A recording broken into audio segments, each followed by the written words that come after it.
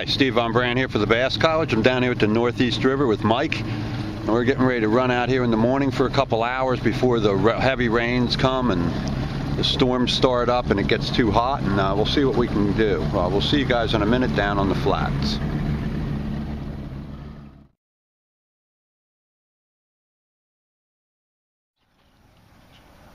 Alright, hooked into a nice one here on this KVD Trickster spinnerbait.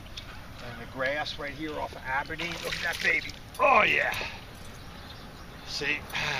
Yeah, man. I knew it.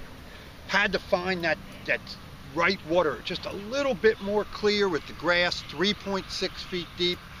Decent bass on that KVD Trickster. This thing weighs 3.5 pounds. Easy. Nice fish. Alright, now if we can just get Mike one, we'll be all set. Alright, decent bass right here at Aberdeen off the rocks before you go into Swan Creek. Nice. There we go. There we go. Now Mike's got one. Mike's my next door neighbor. That's decent, buddy. It's not giant, but I mean it's a nice 1 3/4, 2 pounds. You know, nice. Let's see him. Yeah, geez, that's not bad at all. There you go. What was he going? That little beaver? That like little. He was on the Senko? Yeah. Yeah, I thought that Senko does it every time, doesn't it? All right, let's let that one go. See if we can get a couple more.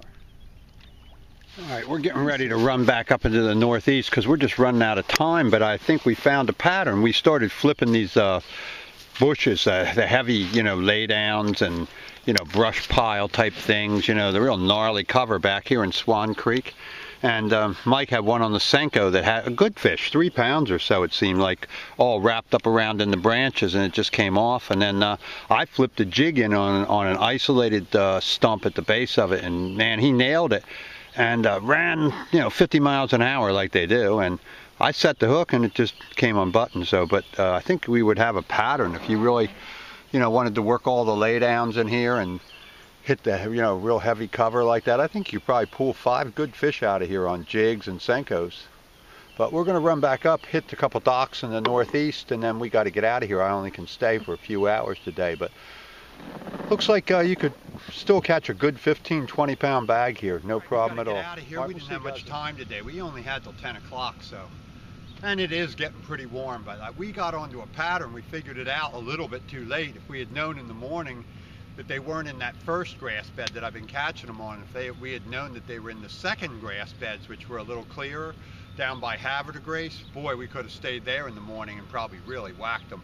A great big one, 5-6 pounds, missed my spinnerbait on the way in. I was waking it in there. We had a couple others get on that just got right off, but you could tell that they were active in that grass bed because the water was clear, and it was a little deeper too.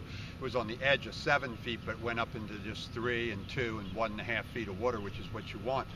So next time we'll know, and that's why you got to spend a lot of time on the river. They move, conditions change, the weather changes it gets muddied up.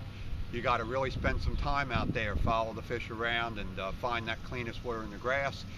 Some fish are in docks, as I showed you before, and some fish were in laydowns and things like that. So there is a variety of fish, but it looks like those soft peg plastics, that Senko, that swim jig, and a flipping jig, and sometimes that rage tail frog on top, you know, it just depends.